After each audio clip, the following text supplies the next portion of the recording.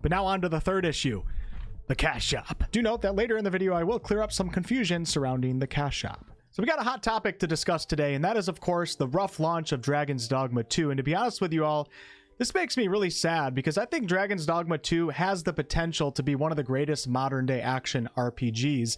The core design of the game is a love letter to DD1 fans, and I was really hoping that this would just be such a huge, successful, happy, good launch so everybody else could experience what Dragon's Dogma is all about.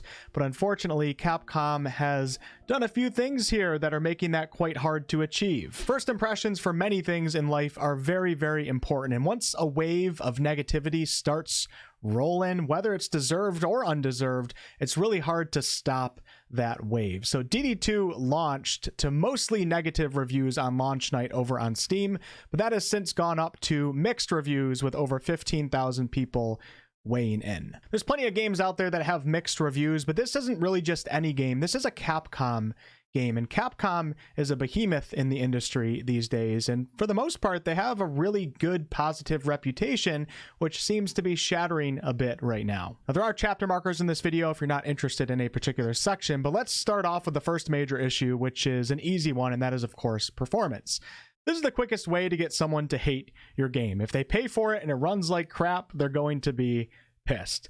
Now, most games do need some more optimization post-launch, and many of us are used to that, but DD2 seems to be a little bit of an outlier here, a little bit too much, with exceptionally bad performance for anyone who doesn't have a really good PC system, and even those who have good PCs are now experiencing a lot of crashes. My PC overall runs it fairly well, minus being in the capital city area where it starts to get a little jittery, but not everyone has my PC. In fact, most people do not, and this game is being sold to most people, not just 4000 series GPU owners with top-notch processors. This game is also out on consoles, and console players can't mess with their hardware. They have what they have. Now, Capcom is, of course, aware of this, and they even put out a statement. In DD2, a large amount of CPU usage is allocated to each character and dynamically calculates the impact of their physical presence in various environments. In certain situations where numerous characters appear simultaneously, the CPU usage can be very high and may affect frame rate. We are aware that in such situations, settings that reduce GPU load may currently have limited effect. However, we are looking into ways to improve performance in the future. I noticed this when I was playing on both my laptop and also my PC. I would change some GPU settings around. It wasn't really changing the frame rate at all. But whoop-de-doo, we don't really care what the problem is, if there's too many NPCs in an area, etc. What we care about is that Capcom obviously knew this. This isn't new information to them.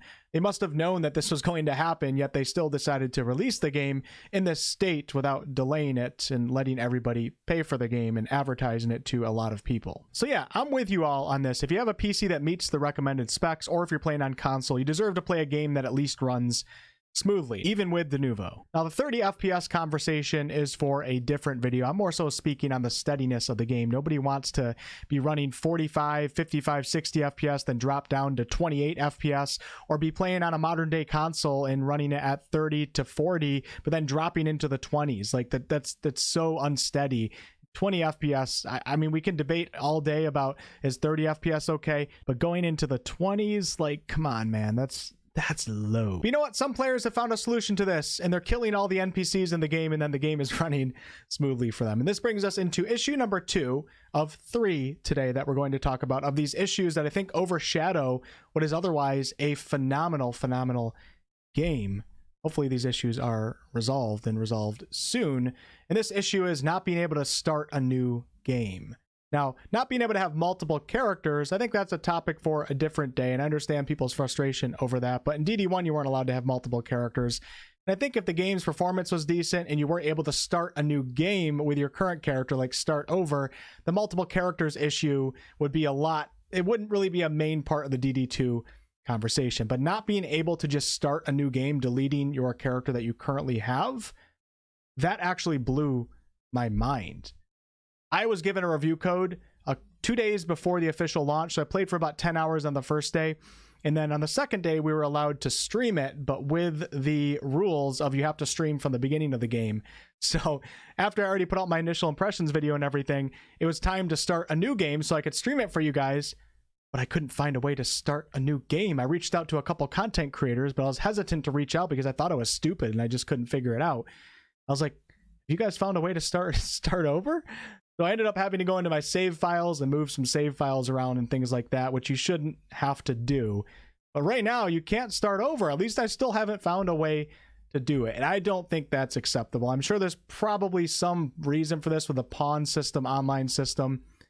But I don't know, man. I think that issue needs to be resolved. You're able to do it in DD1. Should be able to do it in DD2. It's crazy. Now, I do want to note, though, that Capcom did put out a statement, and they said that the option of starting a new game, we're looking at adding a feature to the Steam version of the game that will allow players that are already playing to restart the game. So it looks like they're working on something for us PC Steam players. Not sure about everybody else. But now on to the third issue.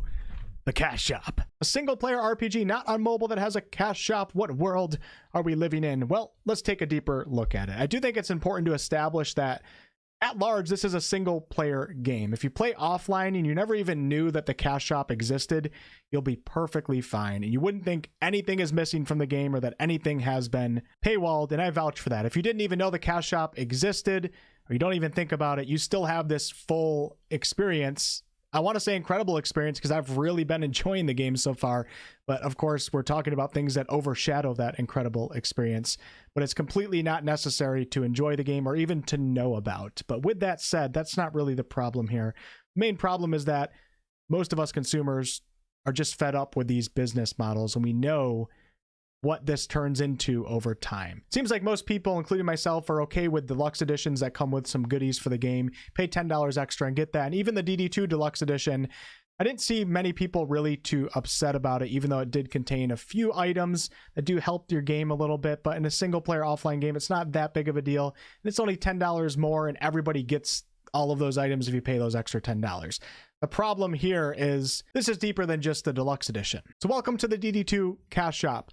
A lot of people are angry about this, I understand, but there's also a lot of false information going on around there, so I want to make sure that I lay it out to you in the correct way so you have the right facts in front of you, and then you can make your own decision on how bad you think it is or whatever. Now, as you can see, I bought a few different items here. This might be the first time I've ever used the cash shop in my entire life, seriously, but I bought a few items because I wanted to test out if I could buy these items multiple times, which would be a big no-no in my opinion, but you actually can't. You can only buy each item on this list one time. As you can see, I bought a port crystal, and if I try to buy it again, it doesn't let me actually go to checkout. It says that I already own that item. Now, since this particular item was not part of the deluxe edition, you couldn't get a port crystal. This is a completely extra item.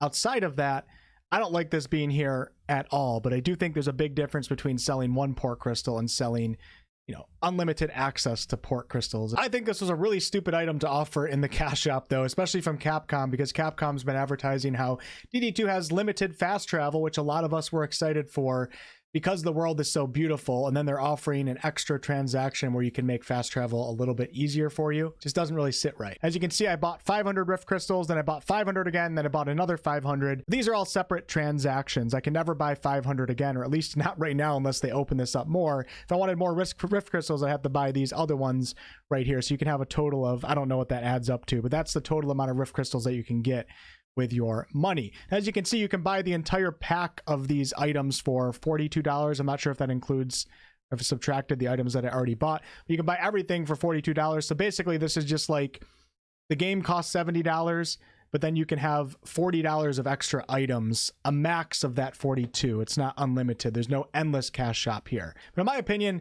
this is just way too much. I don't want any cash shops, first of all, at all in my single player RPGs, but a more acceptable way that Capcom could have done this, and it probably wouldn't have had as much of an uproar, is if they just offered the items that were in the deluxe edition not exceeding $10. So maybe you don't have to buy the deluxe edition. You can just buy an item or two from the deluxe edition, and you pay $2 or $4, never exceeding that $10 deluxe edition limit. I think that would have been much more acceptable. Now, I also want to point out that the vast majority of these items can be earned in the game. I think it's important that when we complain about these things and we show companies what we're okay with and what we're not okay with, we at least have to have our facts right and know exactly how the store works. So for example, Rift Crystals you earn in the game, Wake Stones you get in the game, you'll find Port Crystals in the game, although they are limited.